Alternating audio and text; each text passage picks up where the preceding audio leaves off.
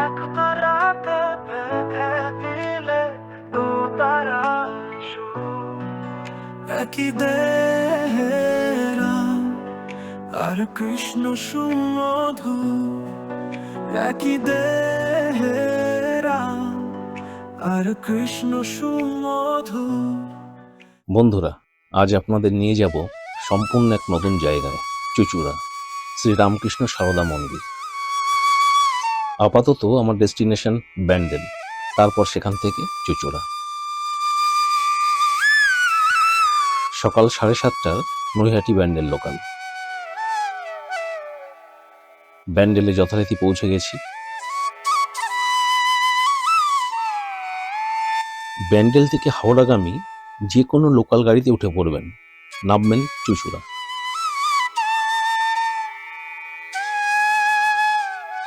এক নম্বর প্ল্যাটফর্মে নেমে টিকিট কাউন্টারের সামনে দিয়ে না বেরিয়ে আপনারা ফুটব্রিজ ব্যবহার করে 2 বা 3 নম্বর প্ল্যাটফর্মে চলে আসবেন।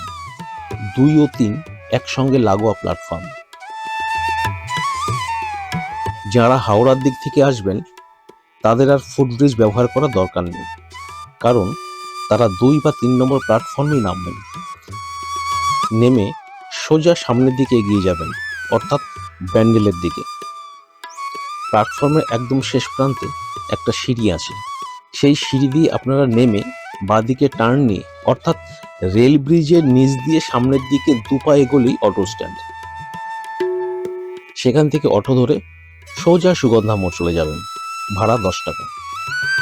আপনারা দেখতে পাচ্ছেন এটা সুগন্ধা মোড়।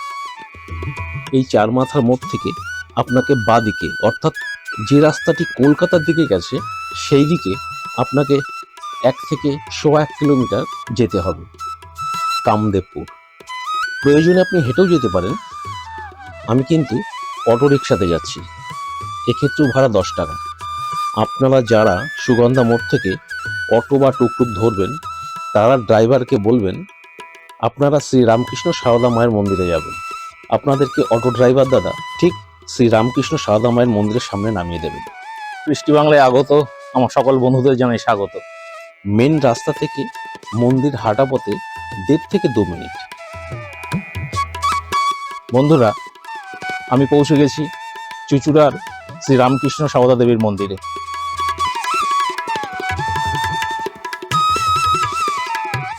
মন্দিরের ভেতরে ঢুকেই আমাদের সিকিউরিটি দাদা অমর রায়ের সঙ্গে দেখা হয়ে গেল। তার কাছে জিজ্ঞাসা করে নেব এই মন্দির সম্পর্কে 2-1 কথা। আচ্ছা দাদা, এই মন্দিরটা কবে উদ্বোধন হয়েছে? 7ই জুলাই আপনার 2024।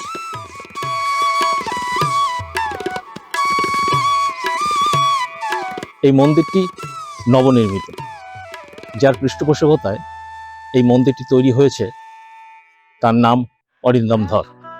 সুন্দর নিরিবিলি জায়গায় এই মন্দিরটি অবস্থিত। অসাধারণ পরিবেশ। সামনে যে ঘরটি দেখতে পাচ্ছেন এটা অফিস রুম। এই মন্দিরের আগে এটা তো একটা, উনি একজন ব্যবসাদার মানুষ, এটা ওনার একটা ব্যবসার কেন্দ্র ছিল, ঠিক আছে।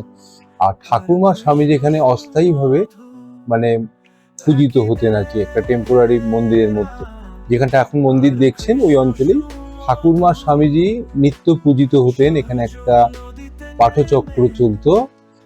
তারপরে গত জুন মাসে ওনার ভাবনার মধ্যে ঠাকুর দিয়ে দিলেন, উনিও সেটাকে অ্যাকসেপ্ট করে নিলেন এবং গত জুনে উনি একদম মন থেকে সিদ্ধান্ত নিয়ে নিলেন যে জুনের আগে যে আমি এখানে মন্দির করবো আর কি। আমার ব্যবসার কেন্দ্র অন্যান্য যা আছে এটা আমার একদম পুরোপুরি মন্দির হবে বলে এই যে তিনি প্রতিজ্ঞাবদ্ধ হলেন,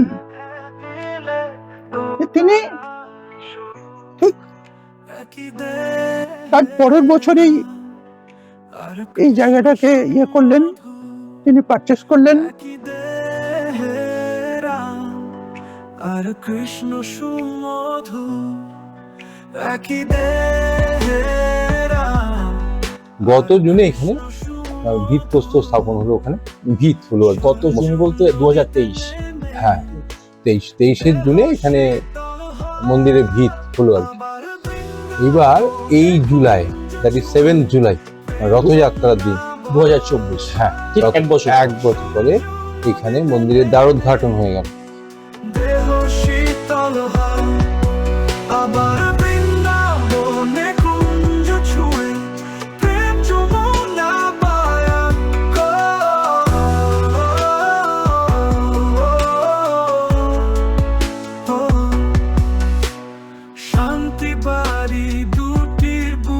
এই সকালবেলা সেই প্রভাত ফেরি থেকে আরম্ভ করে তারপরে দুপুরবেলা প্রায় 6300 লোক বসে প্রসাদ গ্রহণ করেছেন। পাশে মায়ের বাগান আছে, তারপর এখানেও প্যান্ডেল হয়েছিল এবং আমাদের যে ডাইনিং হল আছে সব মিলিয়ে 6300 লোক বসে প্রসাদ নিয়েছিলেন। একই দেহেরা আর কৃষ্ণ সুমধু 56 থেকে 57 জন মহারাজ এসেছিলেন বিভিন্ন সেন্টার থেকে। আর বেলুড় মঠ থেকে সহ সম্পাদক এসেছিলেন স্বামী বলভদ্রানন্দ মহারাজ, এবং স্বামীজির বাড়ি থেকে এসেছিলেন স্বামী জ্ঞানালোকানন্দ মহারাজ। ওনারা এসেছিলেন, উনি ওখানে স্থাপন করলেন আর কি। তারপর মহারাজরা বিভিন্ন তাদের ধর্মীয় কথাবার্তা বললেন, বাউল সঙ্গীত হলো। কথায় সৃষ্টি করে গেলে পঞ্চবেদ অবতার বরিষ্ঠায় তোমাদের প্রণাম। একই দেহে কৃষ্ণ তুমি, একই দেহে রাম। তারপর থেকে এখানে ভক্তদের মধ্যে এত হয়েছে যে আশেপাশে যে গ্রামগুলো দেখছেন, সন্ধ্যার পর দেখা যায় সন্ধ্যা আরতিতে মায়েরা আসছেন, পুরুষেরা আসছেন এবং তাদের নিত্য উপস্থিতি, এটা খুব ভালো লাগছে। বিভিন্ন জায়গা থেকে মানুষ আসছেন, ব্যান্ডেল, চুচড়ো, চন্দননগর, এমনকি গঙ্গার ওপার থেকে আসছেন, নৈহাটি, হালিশহর, শ্যামনগর, দমদম, কলকাতাতে তো আসছেনই তার। কৃষ্ণ তুমি। আচ্ছা, এখানে ভোগের কি ব্যবস্থা আছে?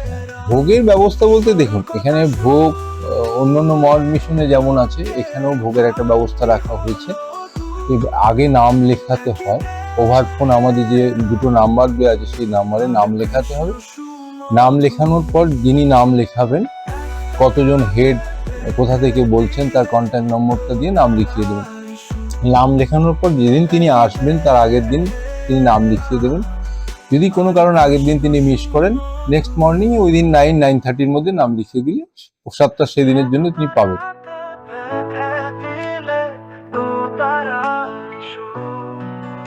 একই দেহেরা আর কৃষ্ণ সুমধু, একই দেহেরা আর চলুন এবার জেনে নেওয়া যাক এখানে গেস্ট হাউসের কোনো ব্যবস্থা আছে কিনা। আপাতত আমাদের একটা রুম 6টা বেড দিয়ে গেস্ট হাউস চালু হয়ে গেছে।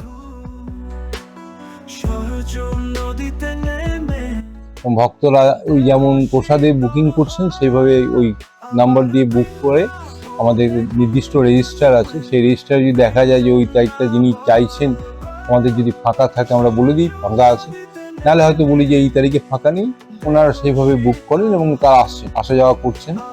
খাওয়া দাওয়া এখানেই একদম যখন যেমন মঠ মিশনের নিয়ম আছে যে একটা গেস্ট যখন গেস্ট হাউসে চলে যাচ্ছেন, তো সেখানে তার একদম সকাল থেকে রাত অবধি মঠের যেমন নিয়ম, সে চা থেকে আরম্ভ করে দুপুরের প্রসাদ, টিফিনের ব্যবস্থা এবং রাত্রির প্রসাদ সবটাই গেস্ট হিসেবে তিনি এখানে পাচ্ছেন। আচ্ছা, হ্যাঁ, আপনারা গেস্ট হাউসের মূল্য কতটুকু? গেস্ট হাউসের মূল্য আগামী দিনে একটা ধার্য তো হবেই, অবশ্যই হবে। যেহেতু জুলাই মাসে মন্দিরটা উদ্বোধন হয়েছে, গেস্ট রুমটাও আমাদের চালু হয়ে গেছে এবং এখানেও ওই ভক্তরা ভালো ভালো ভক্তরা আসছেন, তারা তাদের মন থেকে যেটা হচ্ছে তারা দিচ্ছেন, খারাপ দিচ্ছেন না তারা, আমরা নির্দিষ্ট রসিদ দিয়ে দিচ্ছি তাদের। এই রুমটি স্বামী বিবেকানন্দ হল রুম। চলুন এই ঘর সম্বন্ধে কিছু জেনে নেওয়া যাক। এই হলটা করার উদ্দেশ্য হচ্ছে এটা একটা ফটো এক্সিবিশন হল হবে। ঠাকুরমা, স্বামীজি এবং তাদের বিভিন্ন রকম জীবনের মধ্যে যা যা ছবি, আমাদের কাছে অনেক ছবি এখানে থাকবে এবং পুরো ঘরটা ফটো এক্সিবিশন রুম হবে। প্লাস হয়তো কোনো মহারাজরা এলেন, কোনো মহারাজরা এসে কোনো একটা ইনডোর কোনো স্পিচ দিলেন, সেখানে এখানে 200 ভক্ত অনায়াসে বসে দিতে পারবে।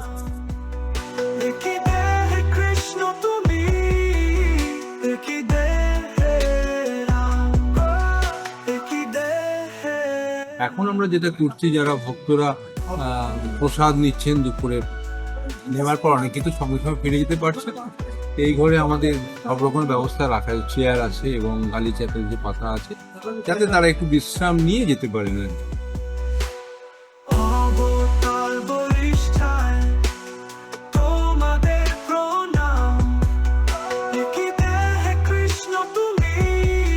এখানে বিভিন্ন রকমের প্রোডাক্ট পাওয়া যায়।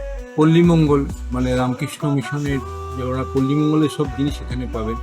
ঘি পাবেন, মধু পাবেন, গামছা পাবেন, সাইড ব্যাগ পাবেন, তারপরে বিভিন্ন জ্যাম, জেলি, আচার পাবেন, হ্যাঁ, রুমাল পাবেন। আরেকটা হচ্ছে সারগাছি, মানে মুর্শিদাবাদ জেলায় যে সারগাছি, সেই সারগাছিরও সমস্ত প্রোডাক্ট এখানে পাবেন, যেটা মড মিশন থেকেই এই স্বনির্ভর গোষ্ঠীদের দিয়ে তৈরি করানো হয়, এবং সেই জিনিস এখানে ভক্তরা যারা আসছেন, হয়তো মঠ বা কোথাও ছুটতে হচ্ছে না তাদের, এত কাছাকাছির মধ্যে এসে তারা ভক্তদের তাদের মতন করে যেটা তাদের প্রয়োজনীয় জিনিস তারা এখান থেকে নিতে পারবেন। এবার ভোগ খাওয়ার সময় চলুন আপনাদেরকে নিয়ে যাই ভোগ খাওয়ার কক্ষে। ভীষণ সুন্দর, পরিষ্কার পরিচ্ছন্ন একটা রুম। যথারীতি আমিও ভোগ প্রসাদ গ্রহণ করলাম। আজকে ভোগ প্রসাদে ছিল ভেন্ডি ভাজা, একটা পাঁচমিশালি তরকারি, ডাল, পাঁপড় ভাজা, পোস্ত, মিষ্টান্ন ও রসগোল্লা। ভোগ প্রসাদ খেতে ছিল অসাধারণ।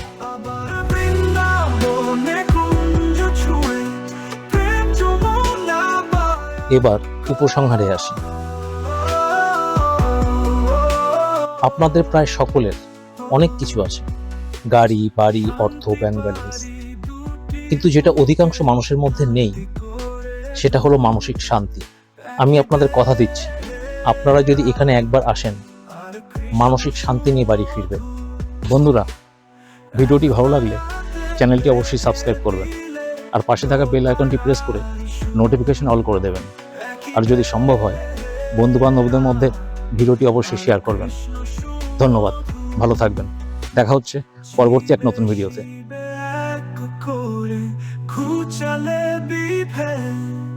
সরল কথায় সৃষ্টি করে গেলে পঞ্চবে।